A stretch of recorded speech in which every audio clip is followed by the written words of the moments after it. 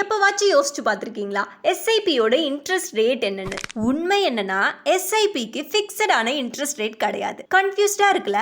வாங்க என்னன்னு பார்க்கலாம். அன்லைக்லி எஃப்டிஸ் மாதிரி எஸ்ஐபியோட ரிட்டர்ன்ஸ் மியூச்சுவல் ஃபண்ட்ஸோட பெர்ஃபார்மன்ஸை டிபெண்ட் பண்ணி தான் இருக்குது. ஈக்விட்டி எஸ்ஐபிஸ் ஹிஸ்டாரிக்கலா லாங் டேர்ம்ல 10 to 15% ஆனுவலைஸ்ட் ரிட்டர்ன்ஸ் வந்து கொடுத்துருக்குது. டெப்ட் எஸ்ஐபிஸ் சேஃபரா 6 to 8% ரிட்டர்ன்ஸ் கொடுத்துருக்கு. பேலன்ஸ்ட் ஃபண்ட்ஸ் 8 to 12% ரிட்டர்ன்ஸ் கொடுத்து ஸ்டெபிலிட்டியையும் growth-ஐயும் blend பண்ணுது. எஸ்ஐபியோட மேஜிக்கே காம்பவுண்டிங் அண்ட் ருப்பி காஸ்ட் ஆவரேஜிங்ல தான் ரிலே ஆகி இருக்குது. ஸோ ரெகுலரா இன்வெஸ்ட் பண்ணுங்க. மார்க்கெட் ஃபிளக்சுவேஷன்ஸ்லாம் பார்த்து உங்க வெல்த்தை க்ரோ பண்ணுங்க. இப்போ நான் சொல்ல போறது ஒரு ஃபன் ஃபேக்ட். 20 இயர்ஸ்க்கு முன்னாடி நீங்க 1 lakh rupees நிஃப்டி 50 டிஆர்ஐல இன்வெஸ்ட் பண்ணிருந்தீங்கன்னா இப்போ அதோட ஒர்த் 19 lakhs.